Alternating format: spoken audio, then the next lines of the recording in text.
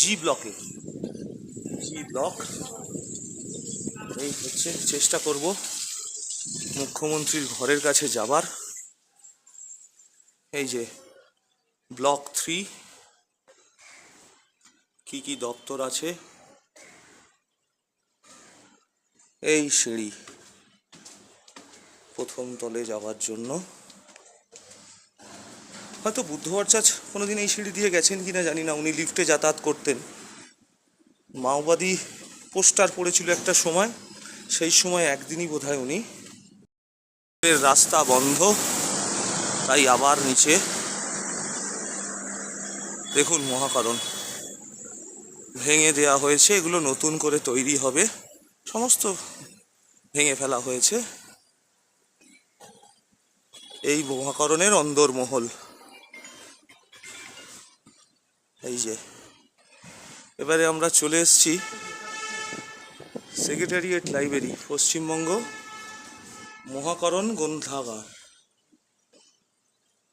আবার মুখ্যমন্ত্রীর দপ্তরের দিকে ওঠার চেষ্টা করছি, দেখা যাক কতটা পৌঁছতে পারি। সবই রেনোভেশনের কাজ চলছে, ভেঙে ফেলা হয়েছে, চলছে নতুন করে পুনর্নির্মাণ। এই সেই ইট, চুনসুরকির গাঁথুনি।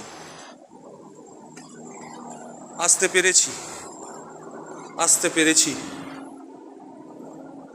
তৎকালীন মাননীয় মুখ্যমন্ত্রী বুদ্ধদেব ভট্টাচার্যের ঘরের কাছে আসতে পেরেছি। এই হচ্ছে মহাকরণে মুখ্যমন্ত্রীর দপ্তর, ঘর। এই দেখুন মাননীয় মুখ্যমন্ত্রী এখানেই বসতেন। শুধু উনি নয়, জ্যোতিবাবু থেকে আরম্ভ করে, বুদ্ধবাবু থেকে আরম্ভ করে মমতা বন্দ্যোপাধ্যায় পর্যন্ত এই ঘরে কাটিয়ে গেছেন বেশ কিছুদিন। অবশেষে সেই ঘর দেখাতে পারলাম। ধুলো জমে গেছে।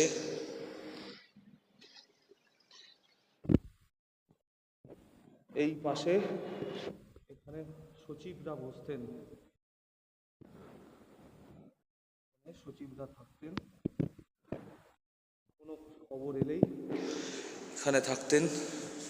টেলিফোন থেকে মুখ্যমন্ত্রীর চেয়ার টেবিল, সমস্ত কিছু। আসুন বাইরে লনটা দেখাই।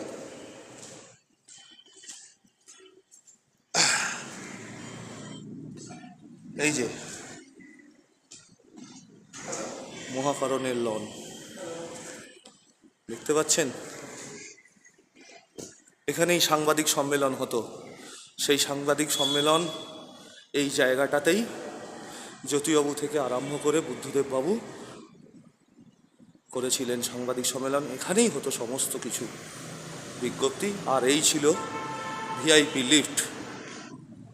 এখন আর সেই লিফট নেই, এখন নতুন অত্যাধুনিক ব্যবস্থায় এই হচ্ছে লিফট।